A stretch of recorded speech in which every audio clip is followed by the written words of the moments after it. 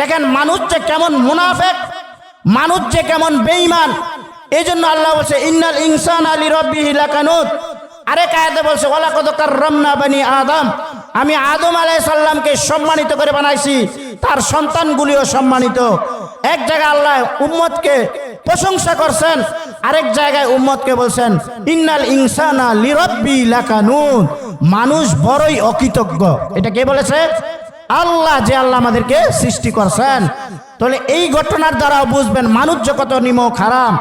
যখন তিনি মদিনায় 5 থেকে 6 মাস অবস্থান করেন, কুফা থেকে চিঠি আসে 500 চিঠি, হে হুসেন রাদিয়াল্লাহু তাআলা আনহু, আমাদের কুফায় আপনি আসেন, আমরা আপনার সামনে কি বায়াত গ্রহণ করব, এখানে দিনের কোনো পরিবেশ নাই, আপনি আসেন। তিনি যাচাই করার জন্য একজন খলিফা পাঠিয়ে দিলেন কুফায়।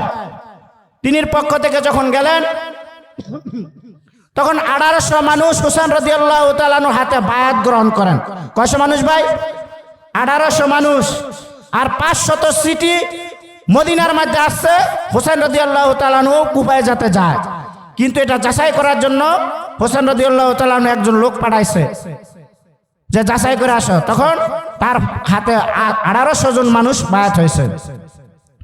তখন হুসেন রাদিয়াল্লাহু তাআলা আনহুর মন সহজ, তিনি বলতেছে যেহেতু 1800 মানুষ বায়াত গ্রহণ করছে, দেখেন কেমন বেঈমান ছিলেন। তখন তিনি সিদ্ধান্ত নিলেন আমি এখন কুফায় গিয়ে দিন প্রচার করব। যেহেতু তারা দিনের উপরে চলতে চায়, দিনের উপরে থাকতে চায়, আমি যাইতে কোনো বাধা নাই। কয়েকজন বিজ্ঞ সাহাবায়ে কেরাম তাকে স্মরণ করে দিছে, হে হোসেন রাদিয়াল্লাহু তাআলা আনহু, আপনি যে কুফার মধ্যে যাইতেছেন, একবার চিন্তা করেন, আপনার আব্বার সাথে আলী রাদিয়াল্লাহু তাআলার সাথেও কিন্তু তারা বেঈমানি করছিল, আপনি একটু ভেবে চিনতে যান। তিনি কারো কথা লইলেন না, ভালো করে শুনবেন, দ্বীনের জন্য তারা কেমন কষ্ট করছে, আল্লাহর কোরআন আমাদের পর্যন্ত পৌঁছায় দিছে, কেমন কষ্ট করছেন। তখন তিনি রওনা দিলেন। রওনা দেওয়ার পরে যখন ইয়াজিদ জানলো আল্লাহর নবীর নাতি হুসেন রাদিয়াল্লাহু তাআলা আনহু এখানে আসবেন, তিনি সাথে সাথে তার গভর্নর ছেড়ে দিলেন। ছেড়ে দিয়ে ইয়াজিদ ইবনে জিয়াদকে ক্ষমতায় দিয়ে দিলেন যে আজ থেকে তুমি কি ক্ষমতায় থাকো, আমি থাকবো না, কিন্তু কয়েকটা শর্ত তোমাকে বলে দিয়ে যায়, তুমি এমন ভাবে ক্ষমতা প্রয়োগ করবা যাতে কুফাবাসী এসে হুসেন রাদিয়াল্লাহু তাআলা আনহু দ্বীনের ব্যাপারে কোনো কথা না বলতে পারে। কি? তুমি কঠোর আইন জারি করো। তখন তিনি কঠোর আইন জারি করলেন। তোমরা যে 500 চিঠি মদিনায় পাঠাইছো, 1800 মানুষ তার বয়াত গ্রহণ করেছো, আজ থেকে হুসেন রাদিয়াল্লাহু তাআলা আনহু তোমাদের নিকট আসতেছে, কিন্তু কুফার আইন আমি এখন প্রয়োগ করলাম। জিয়াদ ইবনে ইয়াজিদ বলতেছে আমি আইন প্রয়োগ করলাম, আজ থেকে কেউ যদি হুসেন রাদিয়াল্লাহু তাআলা আনহুর গুণগান গায় তাকে প্রকাশ্যে ফাঁসি দেওয়া হবে। নাউজুবিল্লাহ। এই ঘোষণা শোনার পরে, এই ঘোষণা যখন দিলেন, হুসেন রাদিয়াল্লাহু তাআলা আনহু আগে তো ঘোড়ার চল ছিল, ঘোড়া দিয়ে যাইতেছে, তখন ওই সৈন্যগুলি সব কিছু লাগাই দিলেন হুসেন রাদিয়াল্লাহু তাআলা আনহুকে ধ্বংস করার জন্য। তিনি যখন গেলেন, গিয়ে দেখছে ফুরাক নদীর কাছাকাছি, তিনি তাঁবু পাতলেন। ফুরাক নদীর কাছাকাছি তিনি তাঁবু পাতলেন। তার সৈন্য ছিল 48 জন, কেউ বলেছে 73 জন, তার ঘোড়া ছিল 29টা, কিন্তু ইয়াজিদ ইবনে জিয়াদ তার সৈন্য ছিল 30,000। কয় হাজার ভাই?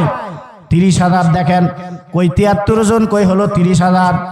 সমস্ত কিছু গ্রাহ করে ফেলেছে, সবাই গ্রাহ করে হুসেন রাদিয়াল্লাহু তাআলা আনহুকে আটকে ফেললেন।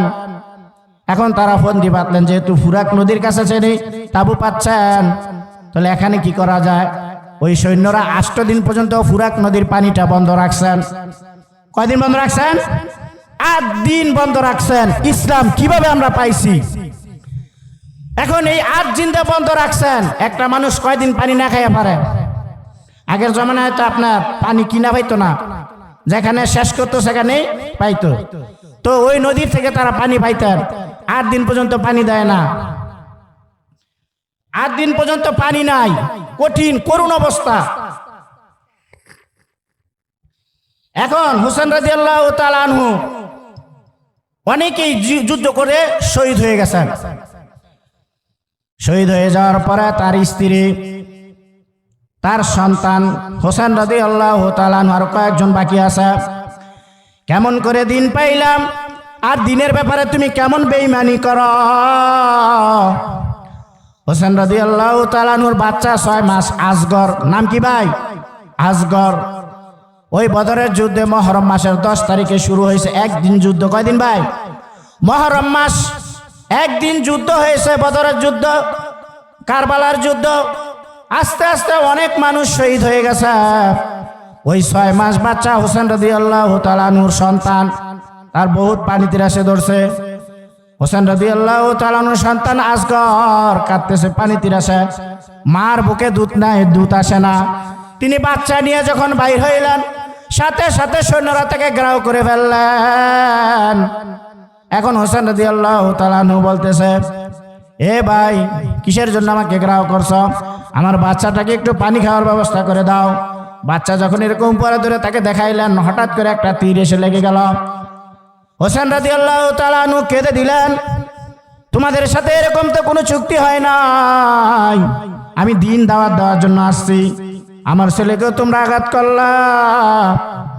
হোসেন রাদিয়াল্লাহু তাআলা আনহু এটা বলতেই তার শরীরে আরেকটা তীর এসে লেগে গেলেন। সন্তান আগে মারা গেলেন, স্ত্রী তাঁবুর ভিতরে। হোসেন রাদিয়াল্লাহু তাআলা আনহু শহীদ হইলেন। হোসেন রাদিয়াল্লাহু তাআলা